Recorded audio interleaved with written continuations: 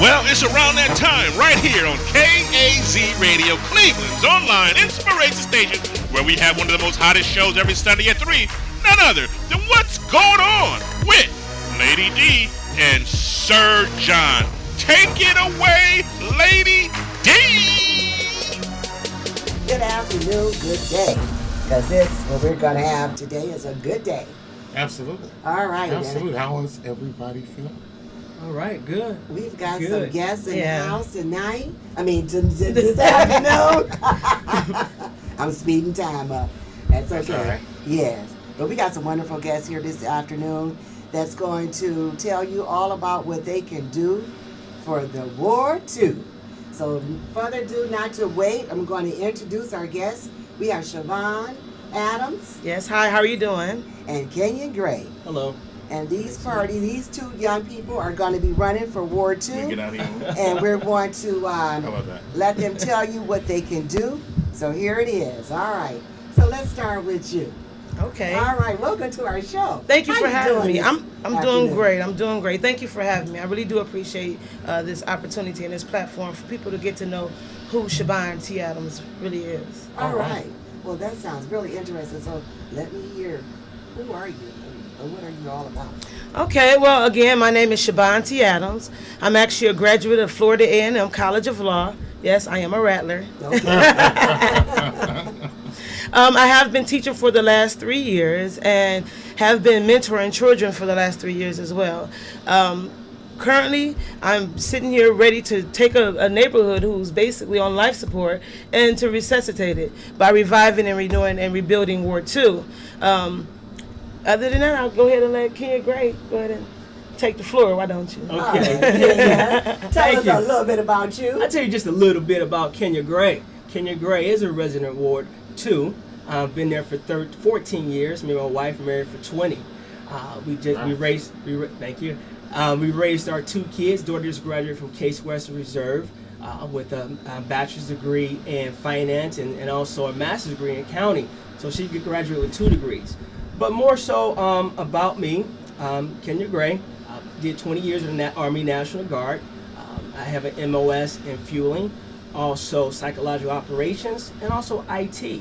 I'm currently a probation officer at Kyle County Adult Probation Department. I've been there for about 15 years, where we're advocating and helping our clients to get through their conditions of probation the judge has placed on them.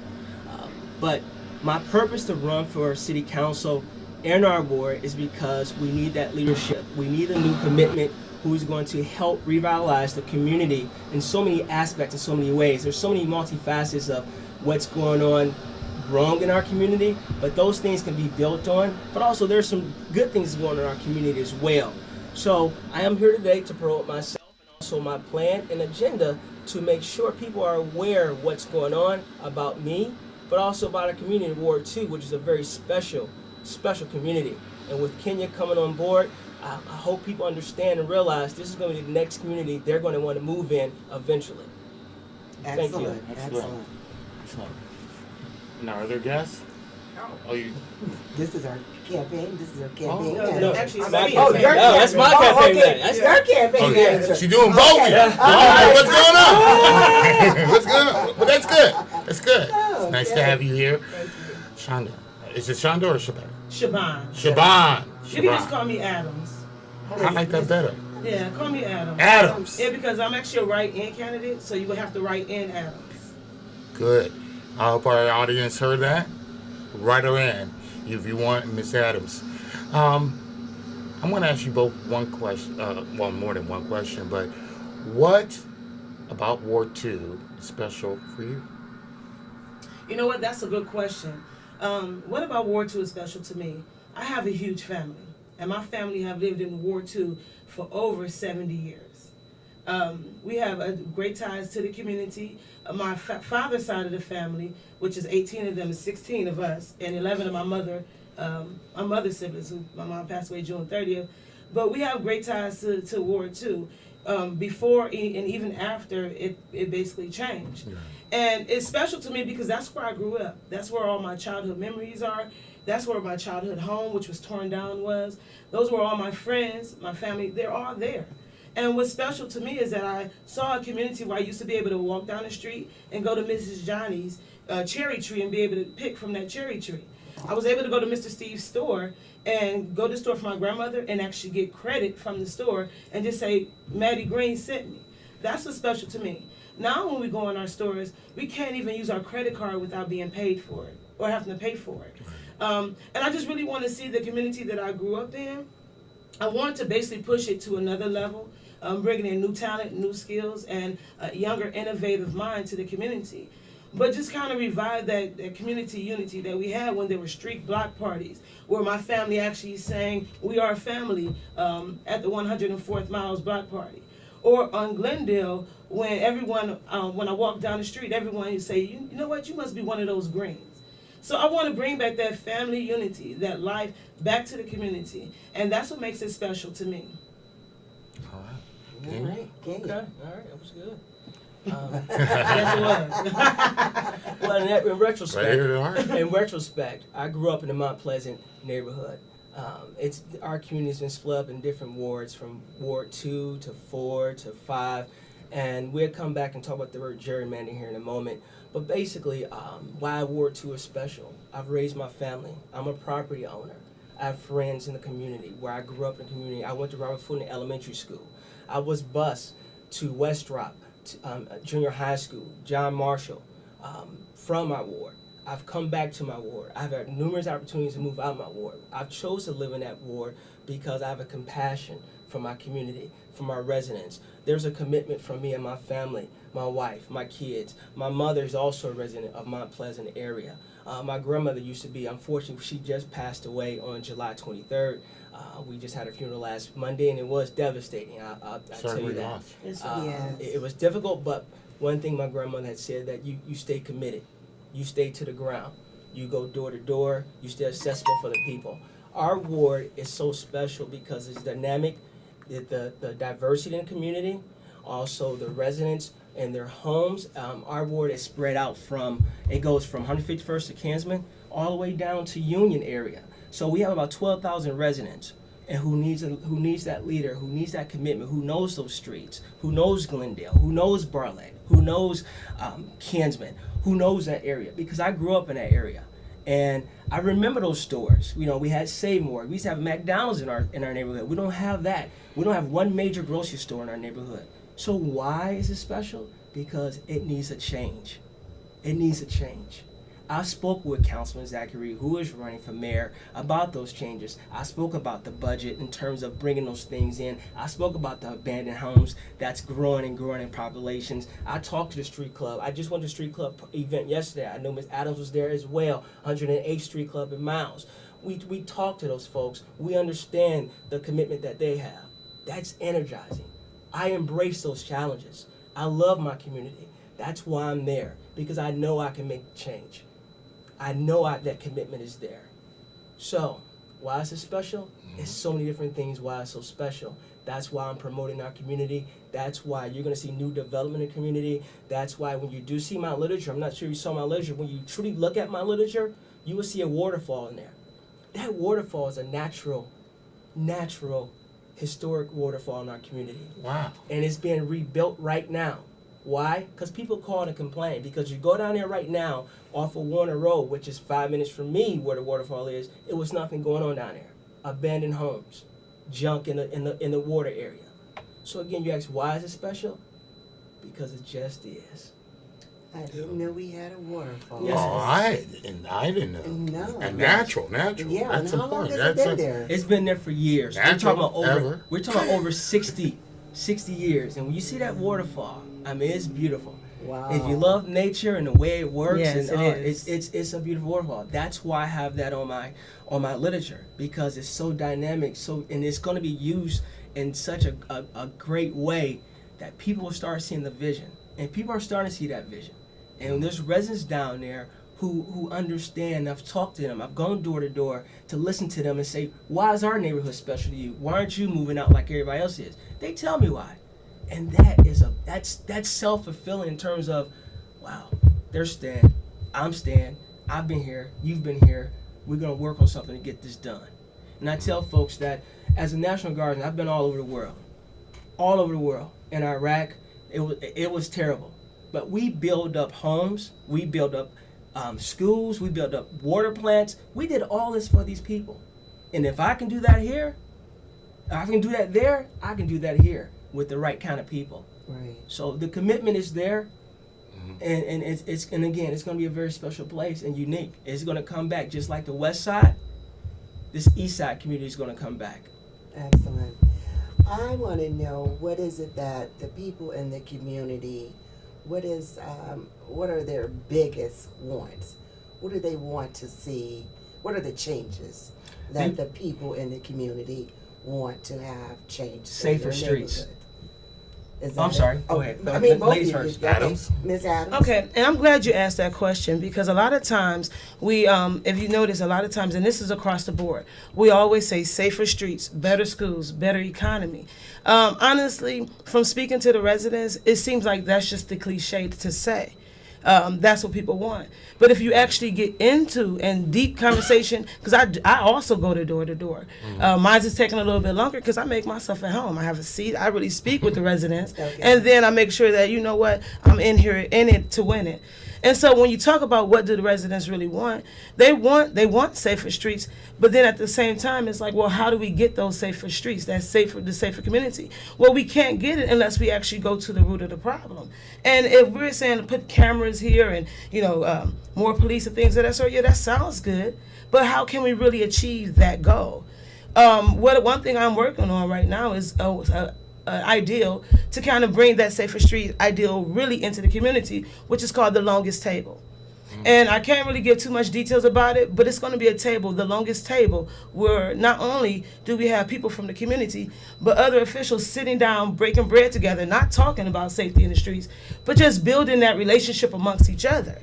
We talk about better schools. Well, as a school teacher for the past 3 years, I know what it takes to actually have better schools. But the thing is, that's not what they're saying, because a lot of people are not informed of exactly what the schools are going on in the schools and what the schools need. A lot of times, the schools don't have the resources or the teachers that they need in order to become a better school. Not only that, the parent involvement. As a school teacher, I went back to the old school. Ms. Zapp was my teacher. My aunt, who's been teaching over 50 years, part of the Board of Education. I went back to the olden days. I said, look, let me tell you something. As a school teacher, I need to get involved with the parents. And that's what it is. The parents, some of the times, the parents are not even involved in the schools because they don't even know and they're not being informed. So to simply say better schools, I don't think that's just like, again, it's cliche. I think what we need to do and what they actually want is to have a better relationship with the parents and the schools and the community. So better outreach all around. Yeah, better outreach. And then when it comes to better economy, yeah, they want it, but they say jobs. But my thing is, how can we bring jobs in the community in a business district that is basically dead? So you say better jobs, but you really, where is it to put jobs in our community right now?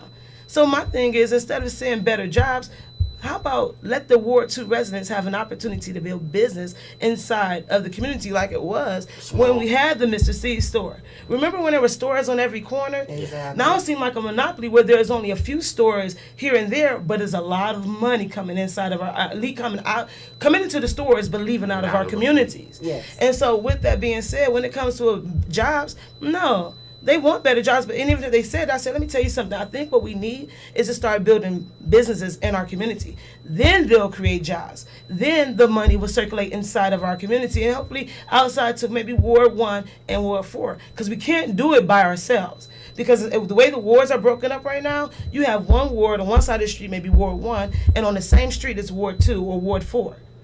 So we can't do it by ourselves. So when it comes to what the people want, they want hope. And I'm that hope for them. The choice is in black and white. Because not only do I have a law degree, a lot of people don't understand when it comes to city council, a lot of times we can make promises that we can't keep. Because when it comes to city council, it deals with the legislation, making of laws, right? Right. And so what better choice? Myself, who have that law background, who can get in and make sure that the laws are being read with that skill and with that training that I received at Florida A&M. Right? Making sure that they're beneficial to the residents. Because as a lay person, if you're reading, there's a difference between a simple word as may and must. Well, like they say, you may write it in or you must write it in. There's a simple difference. And a lot of people will let that pass them. Right? So when it talks about what the community want, they want hope. And I am that hope. Shabonte Adams. All Write me in. Okay. All right. Well, Mr. All right. Gray, come back. I will. All right. All right. People don't have to worry about writing me in because I'm on the ballot. In terms of the community, I just recently had a job fair. The jobs are there in our neighborhood. We have to go out and promote them. We have to go out and get them. Remember I said a purpose. You walk those streets. And yes, we have walked those streets. But again, I just had a job fair at the Earl B. T. Rec Center. I had Manpower there, which is a local service that hires people calling in for jobs on a daily basis. Okay, I had Family Dollar there. I had, it slips my mind, but we had CareSource. We had numerous folks there. We had over 100 people that show up. Okay, so going out, making that happen, you can. The jobs are in our neighborhood, and they're right there. We have to go search for them. And folks with transportation, you know, they were very happy and considerate because they're starting to see that change can happen. That change is there. And promoting the ideals that the jobs are in our neighborhood, but we have to go out and talk to those business owners to say, participate. We have a Vans Auto in our neighborhood. How many Vans Autos do we have? How many Family Dollars do we have? You know what? Our folks are going to those jobs, are being hired. You know what? Once they're hired and once they're in, they take on those managerial experience. But in the job aspect, again here, those jobs are there. We have to go out and promote those jobs to come in and say, we're serious. They have to have that leader say, I'm coming to you to come to these events. All right? That's what I do. Okay, again, I do the footwork. I talk to those folks. In terms of what the residents want, and in terms of safety, there's a smart approach. I know everybody can call it and label what they want. All right? As a probation officer, as a National Guardsman, I've worked law enforcement. That is my duty. That is my requirement. That is my servant to my community. I believe in safety, and there are different things and aspects that we do. Okay? In terms of working with the 4th District, it's 190 police officers, male and females combined. I talk to those commanders in terms of what needs to be done in certain aspects of the community. There's hot spots in our neighborhood that they're going to focus on and go out and make sure they try to handle the best way they can. And work with me. There's strategies I believe in. There's always a strategic plan that we're going to put together, and also a backup plan. You have to have these plans in terms of getting rid of certain pockets, hot pockets in the community, the drug selling, all right, the guys on the bikes. Those are things that we can take place that can, reduce the issue. Okay. All right. So in terms of safety in the community, people want safety. People want a commitment from a leader who's not going to be afraid to go talk to those gang bangers or those drug dealers. Again, as a probation officer, I deal with those people a lot every day. Okay, and I'm talking to the judges in terms of helping these folks get into these programs throughout our county. And then I see these guys in our neighborhood. And, a lot of these guys are trying to fit in. But the sad thing about it is they don't know which way to go. They lost that. These offenders that we have, we need to go out there and talk to them, bring them in, and I know where to send them to for guidance, for education, for job programs, or simply a class that they need to get back into society about. Okay? And they want hope, they want people to talk to them, but they need somebody to say, how? How can you?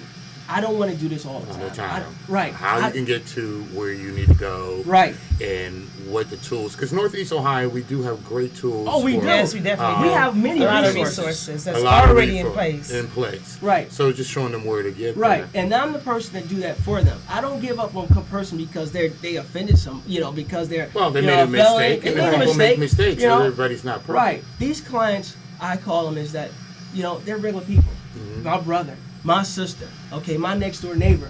We need to help those people because you know what? They're a good resource in the community. Now, let's go back to safe in terms of resources. You'll probably hear them say, well, we don't have enough resources when it comes to policing. We can work around that. There's so many avenues that we can do when it comes to safety and patrol and issues and how to get rid of bad negative things in our community. There's things that's there, and I'm the person to make sure that gets through. Now, in terms of education, I've talked to principals, I've talked to I talked to mothers, I talked to fathers, and it is a hard decision in terms of what's going on in our schools. It's very difficult, but we need more people to stay involved. Just like Ms. Adams said, people need to be involved, okay? In terms of how do we do it, we have to promote that. We have to get on television as leaders, okay? As council people. We have to promote that. We need you. I'm not afraid to say I need your help, okay? We need to, people have Facebook, they have Twitter, they have all these things, We need to get out there and say, parents, come out and talk. We need your help. We need your help. Well, because, with this day and age, and I heard both of you, you talk about how when you grew up, how the community was, and how it is now, and how you wanted to go back somewhat to what it was. But how can you go back to what it was? And it's a question for both of you. But yet go forward to what it should be right now. I hear about policing and the security and education, but I have to agree with Ms. Adams. There's some more kind of cliches that politicians say all the time. So I know that most people in most communities, they really want the ability to have a job, their child to be safe, have a good school. Those three things, pretty much. Yeah, right. And I would. I'm sorry. I would like to say this. What's so funny is that we talk about getting the information out there. When we campaign, we can go door to door, right? So if the resources are there and they're available to our residents, to our neighbors, we could go to door to door and get it in. If we're going to campaign, let's campaign real. It's showing what we're about. I'm a campaign with action. So therefore, if I can go door to door telling you, hi, my name is Siobhan Adams, and I'm running for Cleveland City Council Ward 2, I can write your name down, remember, oh, okay, hey, Lee, I remember you were telling me you need some information about housing. Here it is. Because that's what I do. I don't have a lot of campaign. I'm a grassroots person or candidate, but what I do have is resources. And if I tell you I'm coming back, I come back to your home and give it to you. Because that's what it's all about. And then when we're talking about TV, we don't need TV to do that. That's more money that we really don't even have as an organization when simply the word of mouth is better. And we have Facebook now. And then when we're talking about policing, my thing is with this. We have so many abandoned homes in our community. It takes about approximately $10,000 to $15,000 to tear down these homes. Well, we can go back to having many police stations in our neighborhoods where we can use these abandoned homes, revitalize them, and turn them into mini police stations. That's a great idea. Why not? Why is that? Why is that something that's not able to be done? It's again the resources. It's not nowadays. It is unfortunately it's not. You want to kind of combine things. We have our development centers in the community, and right now they're thinking about placing our community police in development centers where their resources. You don't have to worry about rent. You don't have to worry about overhead because you already have offices available for police officers to come in to do their reports. To be a little more stationary in the community. These are things that are being worked on. Again, I've been running here in our Ward 2 for almost practically 8 months. But prior to that, I've talked to Councilman Zachary Reed in terms of what's going on, getting the ideas and having some type of transparency of how he operates. Doesn't mean exactly I'm going to operate like him, but again, I'm getting those facts. I'm not dealing with the assumptions, the possibilities. I'm dealing with facts. I'm talking to the folks at the development centers. I'm going, like I said before, I'm talking to the folks at the jobs. He's one of the few councilmen who uses the development center very exactly. Right. We have 2 development centers in our ward. It's very unique. We have the Mount Pleasant Development Center and the Miles and Union Development Center. And there are programs and monies that they have available, but the word is not getting out. Now, as a council person, we need to effectively communicate that, okay? We have the council people have newspapers or magazines that go out monthly. That information needs to be put out. And then, and sometimes that don't even work. Our seniors have programs in there. How do you get that out to the seniors? Well, there's ways you can do. Like Ms. M said, we're going door to door now. It doesn't stop. That's the new era that I see as a next council person is you are continuing to go door to door and you use teams of people. You can't do it by myself. Right. I don't go campaigning by myself. I can't go door to door, by myself in terms of getting out and being effective. You have to have a team. Correct. Okay, you have to have people around you, surround you in terms of getting this out and coming up with ideas and solutions. So we have things that we have to do. Now you talk about the house in the neighborhood. Now what happens is we have 3 phases for the county. First you have the county land bank. Okay. Right. Now, as we all know, the county, we have a very large county, one of the largest county in America. Now we also have the Cleveland Land Bank. And then from there, it goes to the city council person making that decision which house is going to be torn down. But the holdup is the banks. Yes. The banks are the holdup. And what can we effectively do to these banks? Mm-hmm. We need to place sanctions on these banks and make them realize you're in this community, but you're causing us problems. Sanctions. You talk about my job. I work at a bank. And speaking of jobs, right? And that's great because when you speak of jobs, right? We sit there and we talk about bringing jobs back to the community, about reaching out to big corporations. But look, one of the jobs or the corporation that he mentioned was Family Dollar. Family Dollar is basically closing every now and then. Every 5 days they're closing, and when they're closed, guess what happens? Those people lose the jobs. But if we create jobs by creating businesses in the community, then we can have those jobs passed down from generation to generation, as opposed to So relying you're on talking about small entrepreneurship. small entrepreneurship. I Yes. would like to know what type of small businesses are you talking about putting in these neighborhoods? Because I ride up and down Union, and that's where I grew up at. And I look at Union, and I'm like, okay, we have churches, Barbershops. barbershop, we got a laundromat over there. What else could we bring into the neighborhood? Now, I know we don't have a dry cleaners, and we used to have a dry cleaners down the street on 104th. What other businesses is really that the people need, that they're going to be able to go and support? And then on top of that, how are we going to get black businesses back into our neighborhood so we can start spending money among ourselves? Because what I see here is that foreigners, and nothing wrong with that, but our Arabs, they come and they get the gas station on the corner and they make it a multi-million-dollar business Because of their tax break. and they're selling everything in there, okay? And this is where Everything. we're spending our money at. This comes a part of education, because education just doesn't. When we talk about when I speak about education, it's just not about school. It's about educating the community.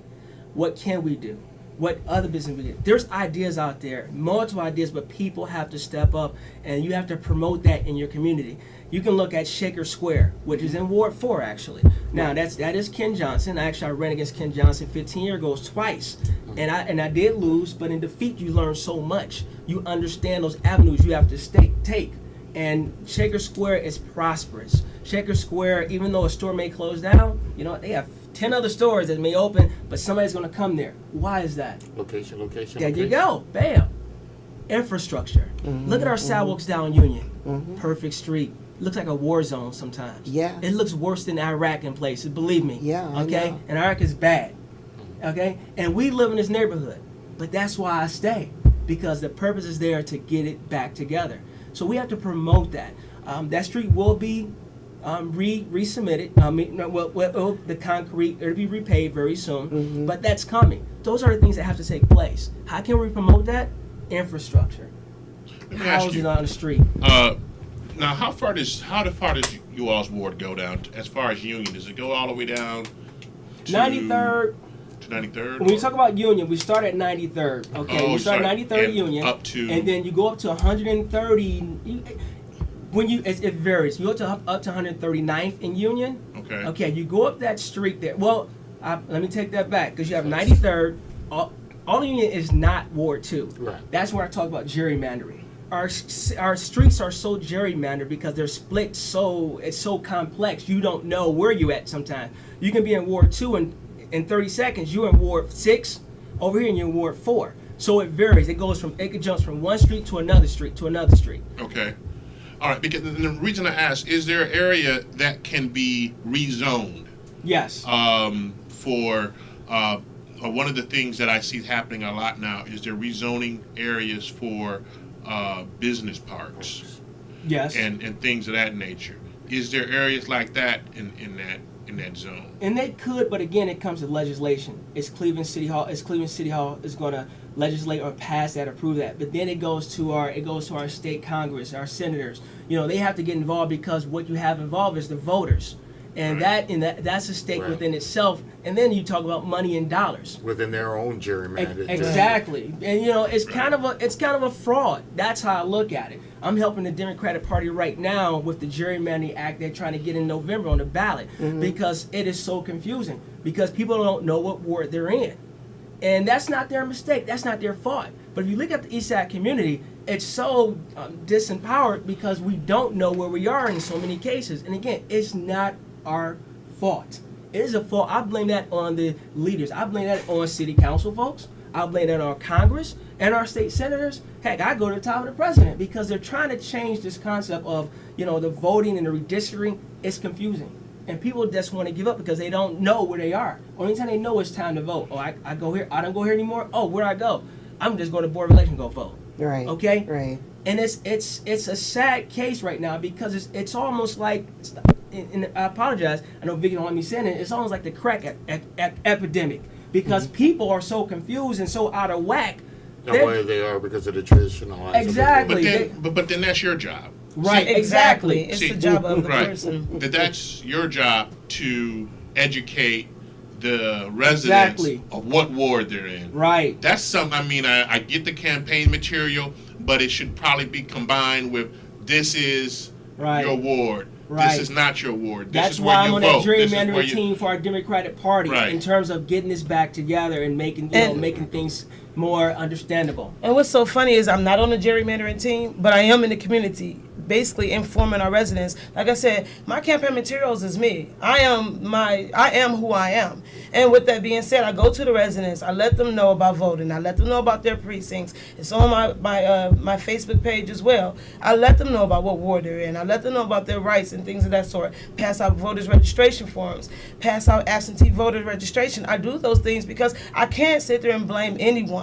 If I'm going to call myself a leader of this community, I must campaign with action. I must show people what I can do now, not what I can do when I get into office. Because after I campaign, what I'm going to do disappear? Right. Right? If I've lost and disappear, then I have failed everyone. Because I sat there and I promised what I was going to do while I was campaigning. Win or lose, I still must do those things. Correct. Right?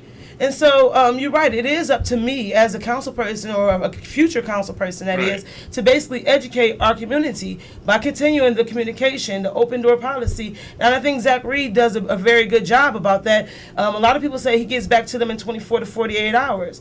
That's good. And even on my campaign trail, I do have an office number, but I also give out my cell phone number as well because if I'm in it, I'm in it. We're neighbors. We're residents. We're here in Cleveland, so therefore we're going to work together at all times. And when you, go ahead. No. No. Go ahead.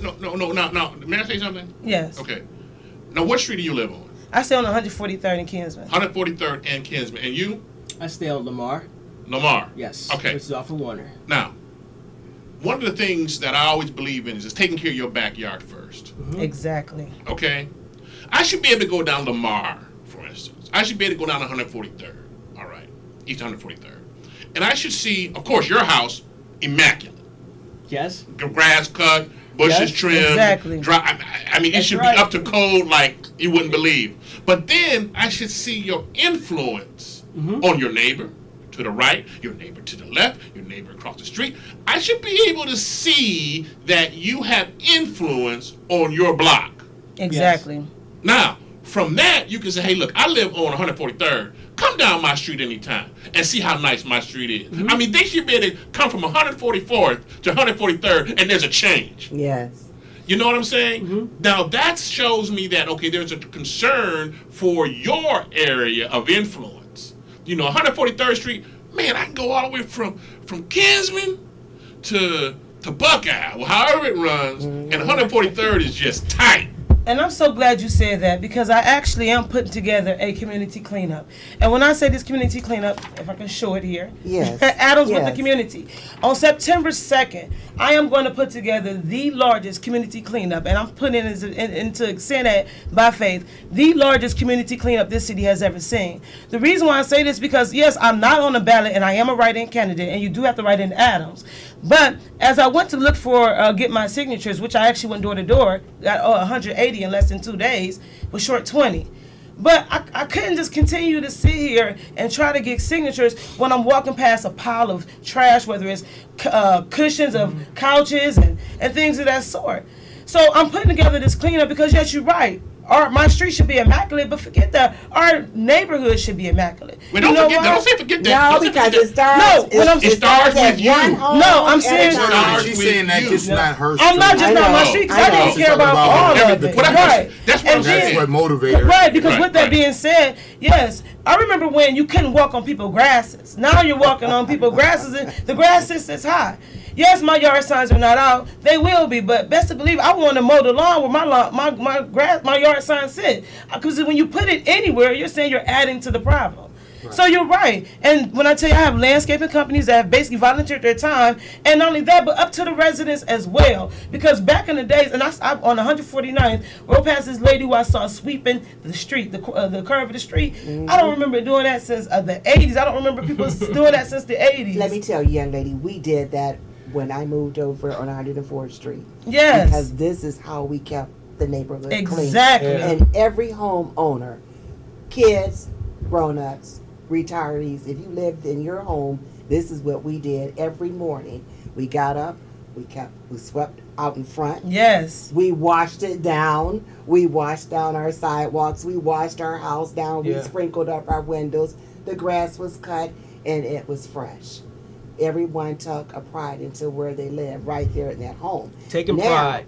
here is what I want to ask is that once this election is over, Exactly. okay, then if you win, will you still get out and support her in her endeavors and vice versa? Because what I find that, you still need that team. Mm-hmm. And you're not working against one another, you're working together for the community. To Right. achieve common ground. Right. And so I see a lot of times when people run for councilman or whatever position, they're busy trying to tear the other person down. I want to know, you guys going to support each other when Yes. this is all over? Yes, I do. I plan to promote and help our community. I've done that, before I was running.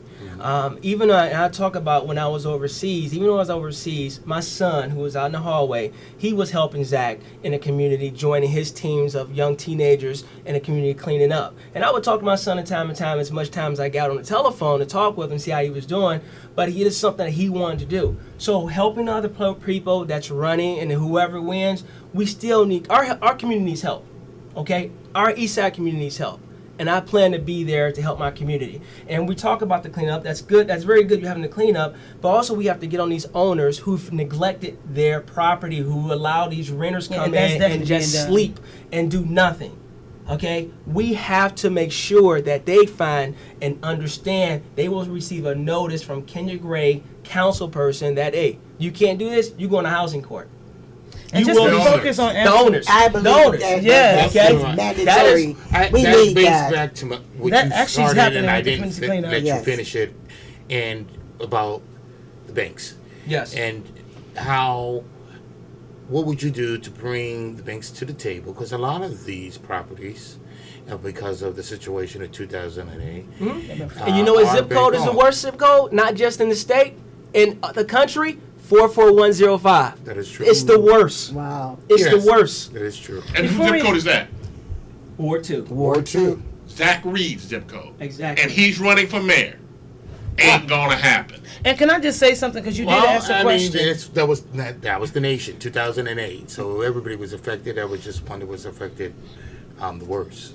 Oh, And can I just But- finish? Miss Oh. Adams. I know, Miss wanna say Adams, something. but I want in and maybe you too.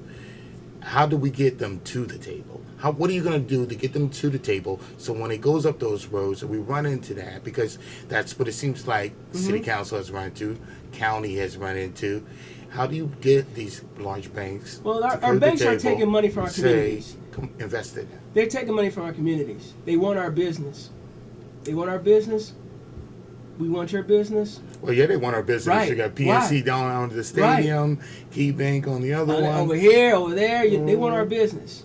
Well, you know what? It's time that you come to the table and discuss and negotiate what we need to do in terms of making our community better. So you Getting will rid reach of our out house. to them Oh, I'll when reach you out were to them, yeah. Have you and reached bring out you to to the them yet? table? Yes. Oh, matter of fact, I'll say this. Ohio Savings Bank, which is NYC Bank, they've changed names numerously. Right. They're willing to go out and bring their folks and have workshops at our school and have like finance workshops for our kids. Great. And they're going to start with John Adams. Great. Okay. So these are Well- things that we're What does that have to do with the homes? Again, these are things that we discuss in terms of promoting and getting things done if they want our business.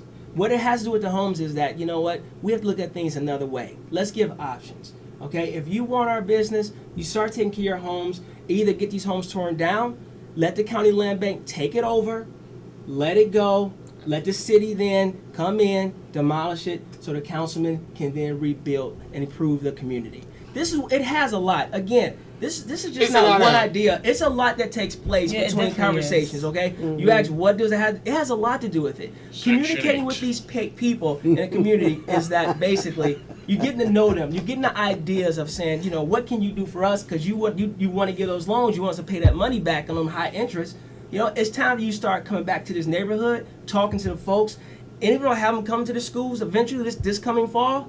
Guess what? They're going to talk to the parents. They're going to talk to people and talk about what they're going to do and help out in the neighborhood. So when we talk about the county land bank, again, it starts with the county. They're going to be sitting down talking to folks at the county, saying, you know what, let's start, you know, deregulating some of these homes, and so we can start So tearing that's down. what you would do. You would talk to, like, for instance, the councilman, our county councilman we had on last week, who I found to be one of the Jeff Johnson. You're talking Yeah. Jeff Johnson. We had him on a while back. probably, with a plan. I think, probably one of our best politicians we got going in our area right now. Just for his outlook on looking at human development as a service. Right. Now, you as an attorney, Oh, I'm not an attorney. I now, as an graduated from law attorney, school. you went to law school, so you're not an attorney, but you have the training, Right. the education. How would you talk to them? Okay, so as a matter of fact, we're actually in talks with them. And if you speak to the people I went door to door, we want to hold them accountable for foreclosing on these homes and just allowing them to sit in our neighborhoods the way that they are. They wouldn't allow us to sit in the home that way, so why would we allow them to sit in our neighborhoods that way? So we are in talks with the banks to actually have them come in and help.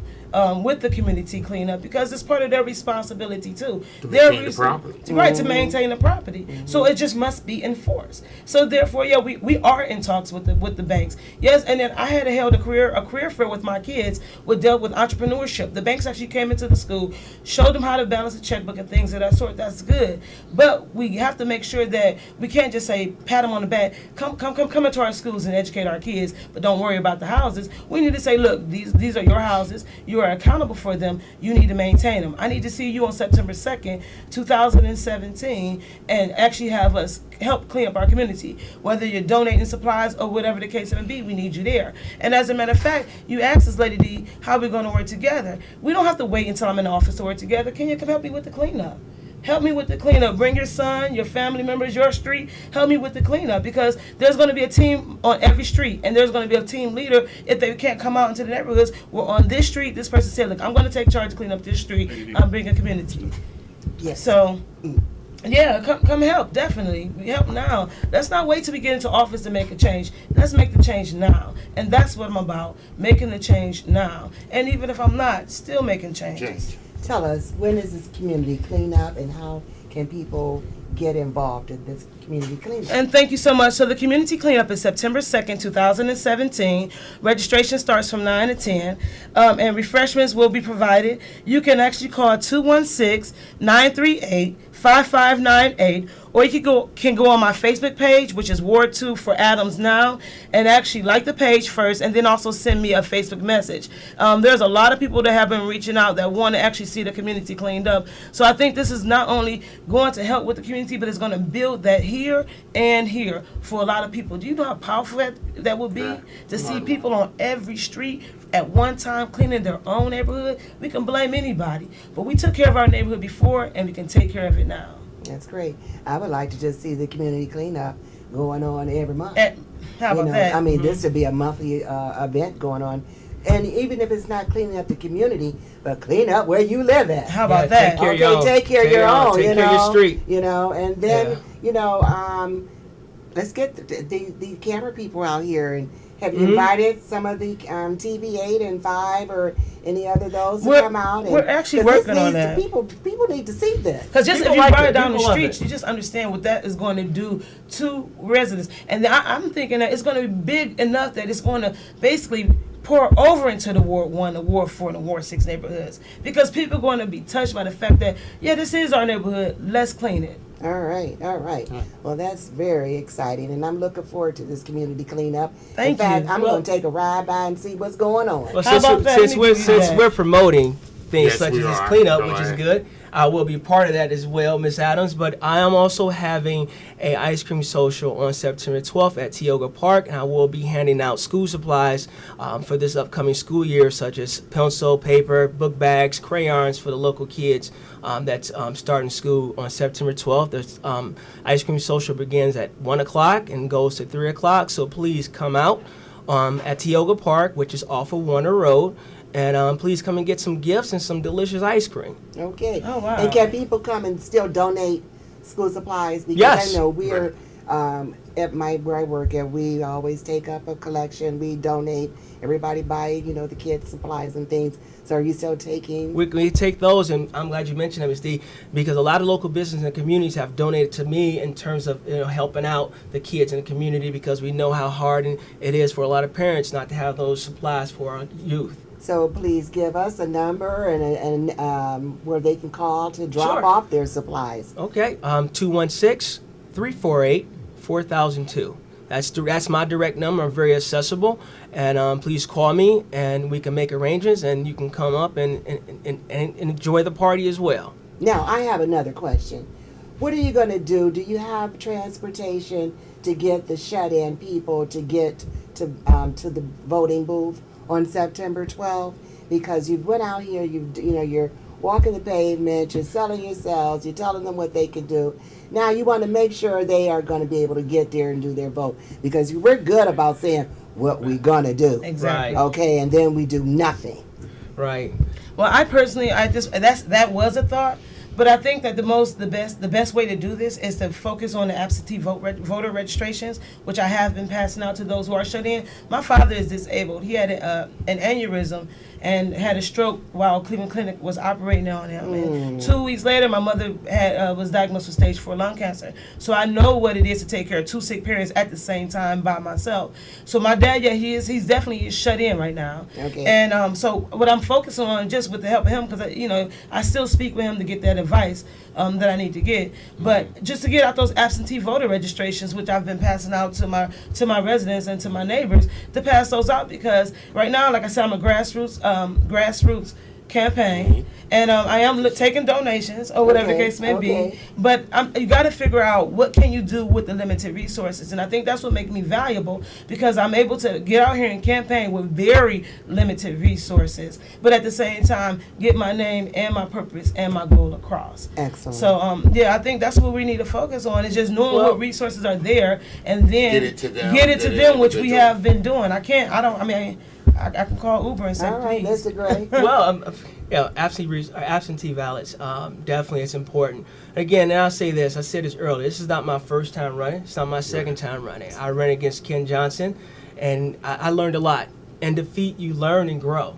So you ask the question, shut-ins, we have teams of people. I am a veteran, I'm a combat veteran. I have many veterans who's going to help me in terms of picking up folks who needs a ride to the polls. Okay.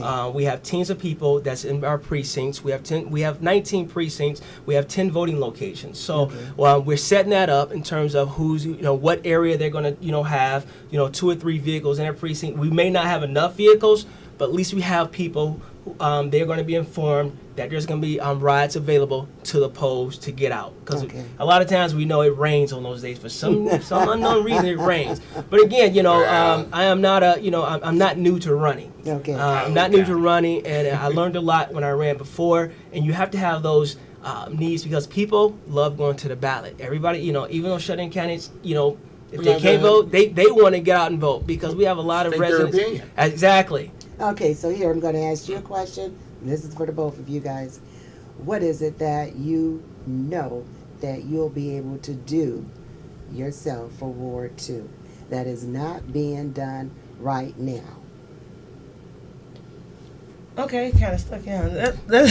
Well, I'm glad that you asked that question. That's a very good question. There is a lot of things that I can do for Ward 2, but one thing I want to just focus on is just the reviving, the renewing, and the rebuilding of Ward 2. We have plans to tear these homes down, but we don't have a plan to rebuild.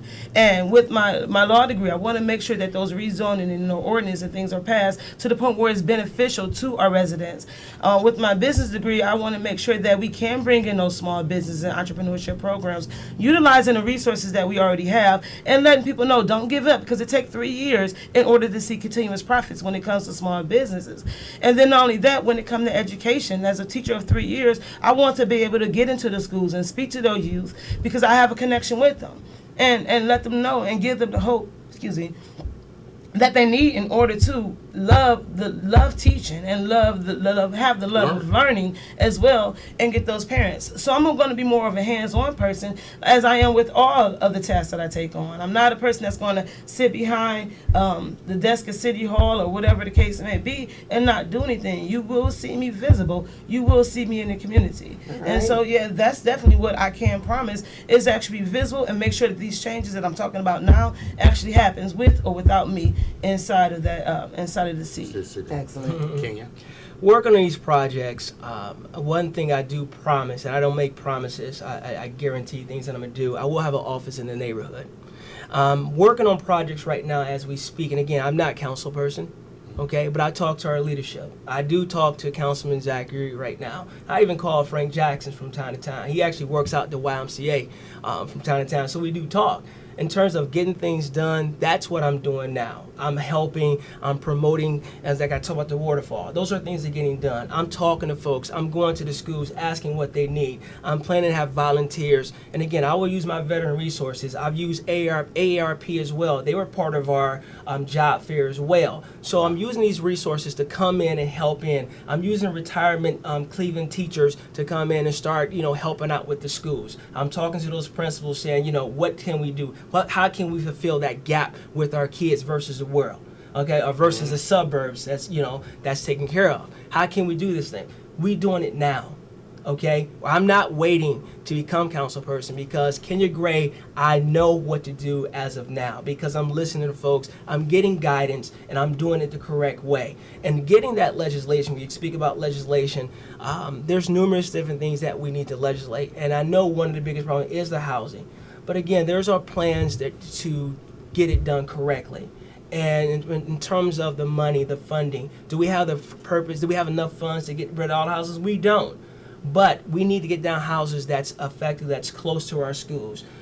Strategic. Exactly. We always have that, and I'm about that strategic plan. You have to have that plan or that backup plan just in case.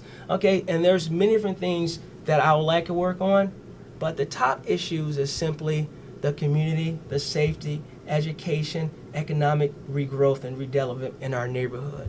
We have to combine those things, and we can get them done as long as we have that plan. I am the man that put that plan together, because again, I'm working on those issues. I'm at the development centers talking to those folks, saying, what funding did you receive this year? What grant dollars do you have coming in? Let me know so I can give my opinion. Let me know so I can go tell the folks out at the street clubs, the local bars. And these people want to know. You want to listen. You bring those informations back, and you go out and you produce. And that's what I would do. You're doing that as a citizen. That's what exactly. You want people to have. And I've done, and yeah, exactly. I've been a public servant almost all my life. I'm 44. More than half my life, I've been a servant for my community since I was probably 14, 15, because of my parents, because of my grandmother, who was part of the old black women communities back in the 50s when she came here in Cleveland. So it's just in my blood, and to be a public servant. So again, I'm working on those things as we speak, and I will continue to work on them, be it council person or be it not, because that's just who I am. All right, That's great. One Now, last question go, for John. both of you. If you get elected, what is the first thing you will do when you get into city council? You know what? That's a great question. First thing on top of your agenda. The first thing on the top of my agenda is that, again, I don't care what we say on our literature and education, whatever the case may be, it needs to be done with action. And so I was speaking with a young lady when I was sitting on her porch while I was going door to door, and just speaking about, the different street clubs and things of that sort. I think there's like 92 plus streets in our ward.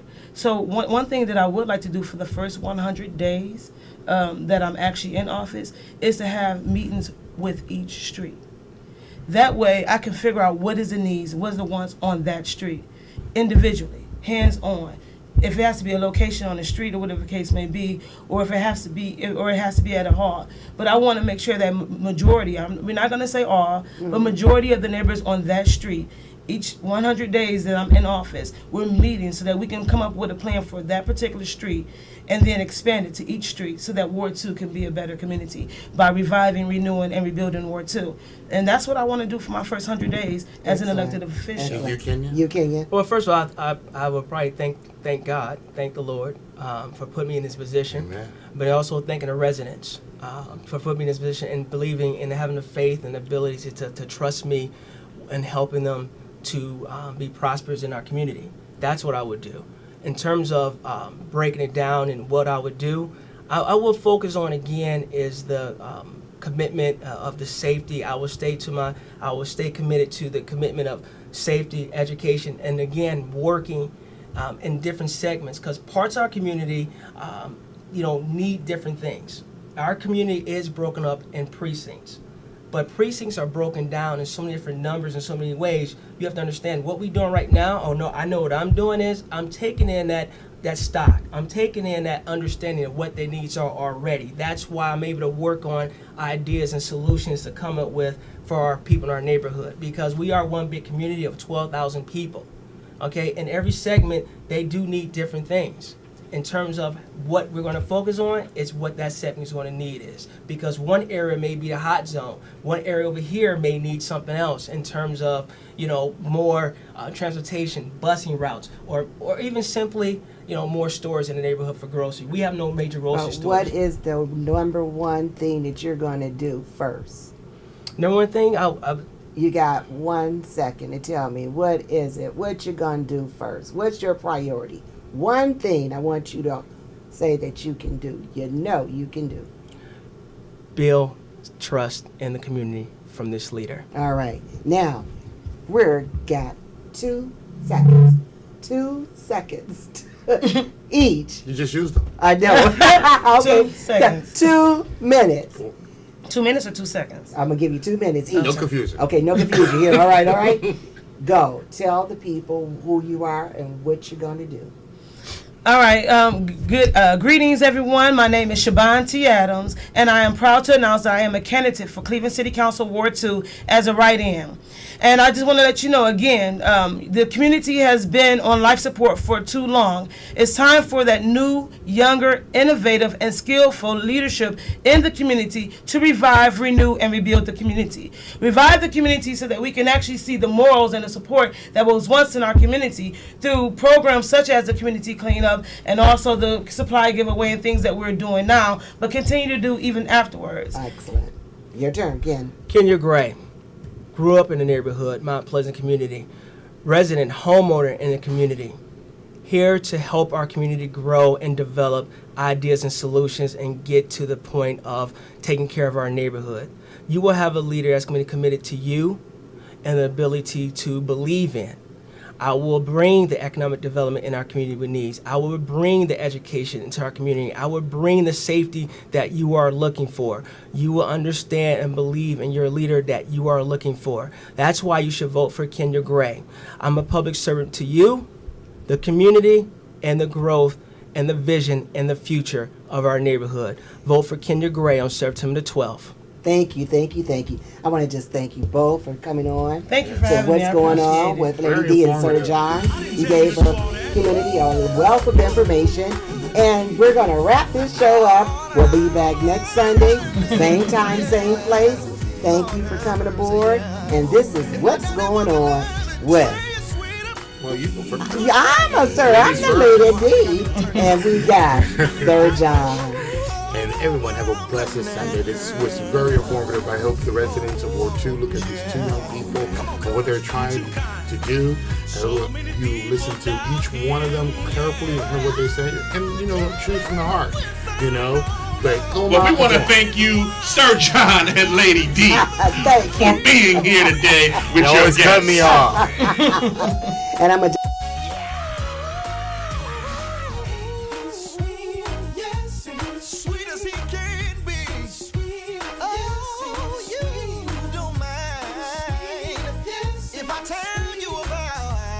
Come on, Lamar. Sean, I've tried sugar.